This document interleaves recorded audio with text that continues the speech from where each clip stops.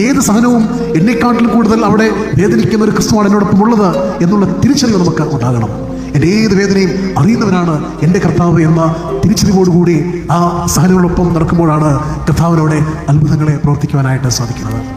ആ സഹനങ്ങളിൽ പിന്നീട് കർത്താവ് ഇടപെടുമ്പോൾ ആ വേദനകളൊക്കെയും സന്തോഷത്തിൻ്റെ കാരണങ്ങളായി മാറ്റപ്പെടുകയാണ്. നോമ്പിൻ്റെ ആരംഭം മുതൽ നോമ്പിൻ്റെ പൂർത്തീകരണം വരെ നമ്മുടെ ജീവിതത്തിൽ നാം കൊണ്ടുവന്ന ചില ചിട്ടകളുണ്ട്, ചില ഡിസിപ്ലിനുണ്ട്, ചില പ്രത്യേകമായ സ്വഭാവ രീതികളുണ്ട്, പ്രാർത്ഥനയ്ക്ക് പറ്റിയ മാറ്റങ്ങളുണ്ട്, നമ്മുടെ ജീവിതത്തിൽ സ്വഭാവത്തിൽ നിന്ന് ഗുണങ്ങളുണ്ട്, നമ്മളുടെ ചിന്തകളിൽ വന്ന ചില മാറ്റങ്ങളുണ്ട്, ചില നിലപാടുകളുണ്ട്. അങ്ങനെ നോമ്പ് നമ്മളെ വളരെ ഭംഗിയായ രീതിയിൽ രൂപീകരിച്ചിട്ടുണ്ട്. ഉയർപ്പിൻ്റെ അനുഭവത്തിൽ അതിൻ്റെ ഏറ്റവും തീവ്രമായ അവസ്ഥയിൽ നാം എത്തുകയും ചെയ്തു.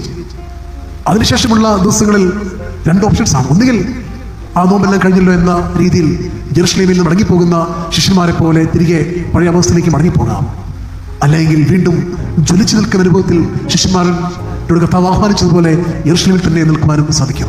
എന്താണ് തിരഞ്ഞെടുക്കേണ്ടതെന്നുള്ളത് നമ്മുടെ കയ്യിലാണ്. നോമ്പിൻ്റെ അനുഭവത്തിലൂടെ അതിൻ്റെ പവിത്രതയിലൂടെ നേടിയ നന്മയിൽ നമ്മുടെ ജീവിതത്തെ മുന്നോട്ട് നയിക്കുവാനായിട്ട് നമുക്ക് സാധിക്കുന്നുവെങ്കിൽ നിശ്ചയമായും ഈ വലിയ നോമ്പ് അനുഗ്രഹത്തിൻ്റെ അനുഭവമായി നമ്മുടെ ജീവിതത്തിൽ നിലനിൽക്കും.